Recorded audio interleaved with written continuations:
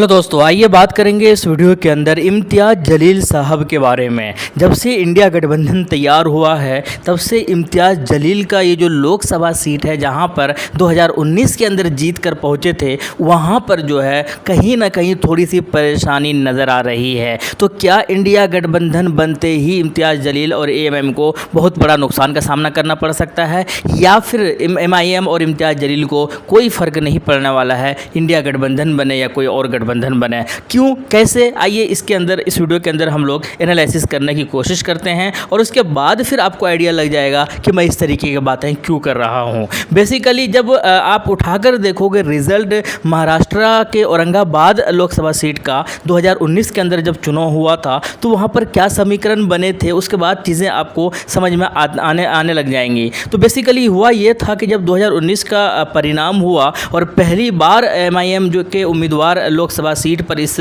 Lok Sabha seat से जो है मैदान के अंदर उतरे थे इम्तियाज़ जलील सैयद साहब। इससे पहले वो एमएलए थे वहाँ के, लेकिन इस बार जो है 2019 के अंदर जो है एमपी सीट पर वो चुनाव लड़े थे एमआईएम की तरफ से, और एमआईएम ने 3 जो है सीट पर चुनाव लड़ा था 2019 लोकसभा की अगर बात की जाए। तो इम्तियाज़ जलील साहब मैदान के अंदर थे और जब रिजल्ट और फाइनल परिणाम हुआ, ऊपर नीचे हुआ, बहुत क्लोज मार्जिन, यानी कि लगभग 0.28% विन मार्जिन था इनका, बहुत क्लोज जो है मार्जिन से इनकी जीत हुई। तो 3,89,042 वोट लेकर आए थे इम्तियाज़ जलील साहब। जबकि दूसरे नंबर पर कौन थे, ये थोड़ा सा समझने की ज़रूरत है। शिवसेना के चंद्रकांत खैरे थे। अब ये चंद्रकांत खैरे, आपको इस आंकड़े से आपको अंदाज़ा लग जाएगा कि ये कितने बड़े धुरंधर है। बेसिकली एमपी की बात की जाए तो ये साहब जो है 1999 के अंदर भी एमपी की सीट जीता, 2004 के अंदर भी एमपी की सीट जीता, 2009 के अंदर भी एमपी की सीट जीता, और इस साहब ने 2014 के अंदर भी जो है एमपी की सीट जीता था इसी सीट से। यानी कि 4 बार के एमपी लगातार वो भी जीतते हुए आ रहे थे चंद्रकांत खैरे जी। और इससे पहले वो 2 बार 1990 और 1995 के अंदर एमएलए भी रह चुके थे। तो आपको ये अंदाज़ा लग गया होगा कि ये कितनी बड़ी हस्ती है और कितने जो है ज़बरदस्त और बड़े दिग्गज नेता, मंत्री, कैबिनेट मंत्री भी रह चुके थे अपनी सरकार के अंदर। तो खैर आपको अंदाज़ा लग गया होगा कि ये भी मैदान के अंदर थे, ये भी मैदान के अंदर थे, और सामने इम्तियाज़ जलील साहब भी थे, साथ के साथ जो है कांग्रेस के भी उम्मीदवार थे और इंडिपेंडेंट उम्मीदवार भी मैदान के अंदर थे। लेकिन सबकी निगाहें जो थी चंद्रकांत खैरे के ऊपर थी, क्योंकि लगातार 4 बार एमपी जीत चुके थे, 5वीं बार मैदान के अंदर थे। तो माना जा रहा था कि इम्तियाज़ जलील साहब शायद जीत नहीं पाएंगे। कारण यही था क्योंकि 4 बार एमपी कोई जीता हुआ है, तो आपको कैसे उम्मीद करेंगे कि वो उसको कोई और हरा देगा, और वो भी एक ऐसे पार्टी से जिस पार्टी को उतनी पहचान नहीं है, जिस पार्टी के बारे में उतना कोई जानता नहीं है, और उससे पहले वो कभी लोकसभा सीट पर चुनाव लड़े भी नहीं है वहाँ पर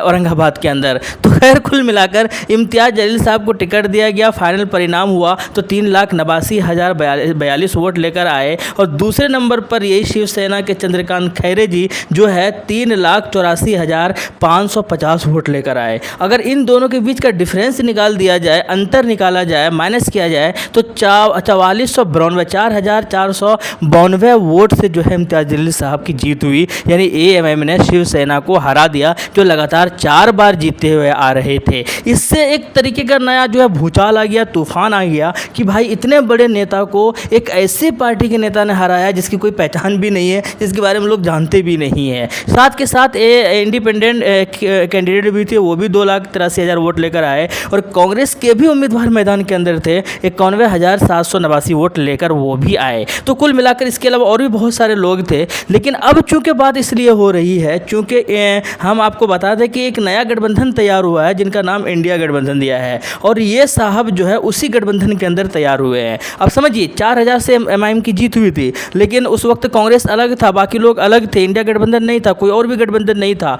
शिवसेना के ये साहब जो है मैं आपको बता दें कि वो भी मैदान के अंदर थे, और इस बार जो है कांग्रेस इनके साथ है, और भी दूसरे पार्टियां इंडिया गठबंधन के अंदर जो है वो साथ है, जो महाराष्ट्र से है। तो अब माना ये जा रहा है कि एमआईएम के लिए क्या इतना आसान होगा, होगा या नहीं होगा, ये चीज़ें जो है अब सबके जहन पर जो है सवाल बन रहे हैं, क्योंकि 4,000 के मार्जिन से जीते थे पिछले चुनाव की अगर बात की जाए। लेकिन मैं आपको जो बताना चाहता हूँ वो ये है कि भैया पिछले बार कोई जानता भी नहीं था इसको, इम्तियाज़ जलील साहब को जानते था, लेकिन उस लेवल पर कोई नहीं जानता था जिस लेवल पर आज वो जान और पहचान बना चुके हैं। आज वो जनता के लिए, गरीबों के लिए बहुत काम कर चुके चुके हैं और काम कर रहे हैं। उनका दरबार जनता के लिए खुला रहता है। वो बार बार वहाँ पर जो मंदिर के ऊपर जो हमला हो रहे थे तो वो खुद जाकर मंदिर के जो है सहन में बैठ गए और उन्होंने जो है वहाँ पर किसी भी तरह का कोई भी जो है वारदात होने से जो है बचा लिया और उसकी पुष्टि और उसका नाम और उसके जो पहचान और उसके बारे में बातें जो है इंटरनेशनल लेवल तक हुआ।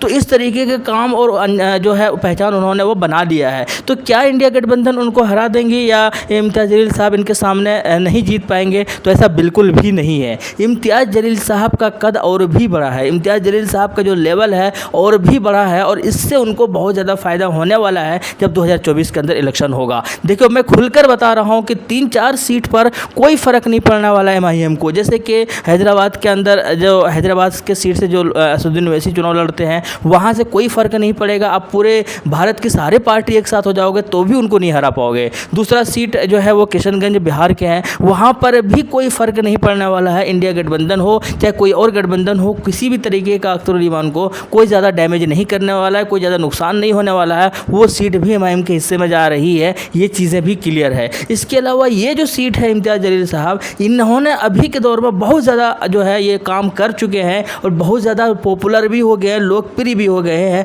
हर धर्म के लोग इनको गले लगा रहे हैं। तो आपको आइडिया और अंदाज़ा लग रहा होगा कि ये भाई इसका जो कद है कितना बढ़ गया है और MIM का नाम जो है इन्होंने कितना ज़्यादा रोशन किया है और इनको अब वहाँ पर जो है औरंगाबाद के अंदर कोई नहीं हरा पाएगा। अब ये चीज़ जो है अब यहीं पर एक चीज़ सवाल निकल कर आता है कि यही चीज़ जब इनके पास 3-3, 4-4 जगह ऐसे हैं जहाँ पर MIM जीत सकती है तो फिर इंडिया गठबंधन वाले फिर भी इनको शामिल नहीं कर रहे हैं। इसके पीछे का रीज़न आप समझ सकते हैं। आप खुद अक्लमंद है, खुद समझदार है, तो फिर क्यों किस तरीके का क्यों कर रहे हैं ऐसा आप खुद समझ सकते हैं कि भाई कुल मिलाकर ये भी चाह रहे, एक तीर से 2 निशाना करना चाह रहे हैं इंडिया गठबंधन वाले लोग। तो निशाना कैसे? एक निशाना तो ये है कि हमारी जीत हो, हम मोदी गवर्नमेंट को हटा दें, जो कि अच्छी सोच है। इसीलिए आपने गठबंधन भी तैयार किया, बहुत अच्छा जो है आपने काम किया है, नो डाउट। हाँ, हम लोग भी चाहते हैं कि बीजेपी की जो है सत्ता गिर जाए और जो है दूसरे लोग आए ताकि बेहतर सरकार चल सके भारत के अंदर। लेकिन दूसरे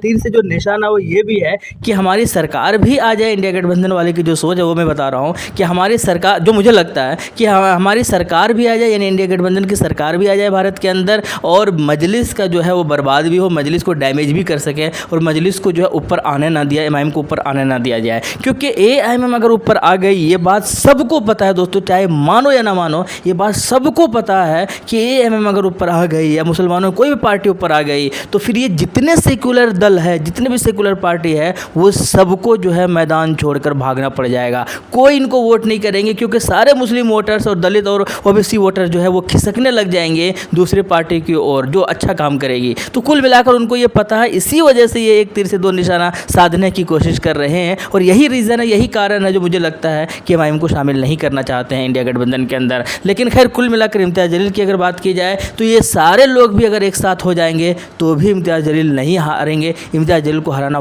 जो है बहुत ही ज़्यादा मुश्किल काम हो जाएगा क्योंकि इम्तियाज़ जलील का कद पिछले बार के चुनाव से बहुत ज़्यादा डबल और ट्रिपल और 4 गुना और 5 गुना ज़्यादा जो है बढ़ चुका है। अब उसको इंटरनेशनल लेवल पर पहचान हो गई है। अमेरिका USA में जाकर जो है उन्होंने अपना स्पीच दिया है, औरंगाबाद को जो है रिप्रेजेंट किया है। यही नहीं, बाकी दूसरे जगहों पर भी ज़बरदस्त इनके बारे में आर्टिकल छापे गए हैं। खैर आपकी क्या राय है कमेंट बॉक्स में बताइएगा। शुक्रिया, जय हिंद, लव यू।